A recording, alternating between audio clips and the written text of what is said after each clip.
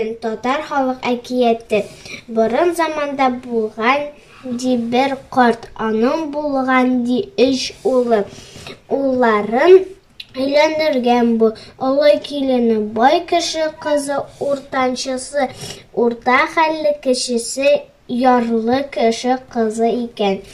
Карт минем малларымда күп эшемне эшлә дип яратып үз янына ярлы кеше кызын алган. Бу карт 120 яшендә булган.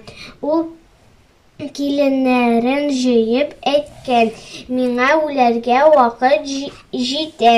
Инде минем сезгә 3 соравым бар. Шул сорауларга дөрес җавап биргән кешегә 300 сум акча бирәм" дигән. Шуннан олы киленен чакырып алган. "Атай, ни соравың бар, әйт" дигән килен. "Бу дөньяда нәрсә симез, килен" дигән килен. "Нәрсә симез булсын? Абзарда симез үгезең бар.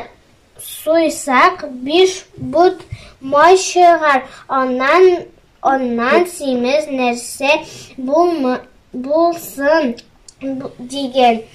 Карт аңа сул кулын гына селтәгән дә икенче сорауны биргән. "Бу дөньяда нәрсә якты?"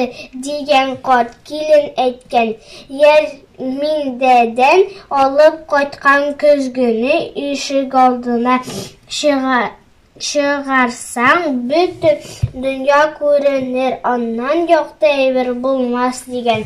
Карт аның бу җавабына да сул кулын гына селтәгән ди.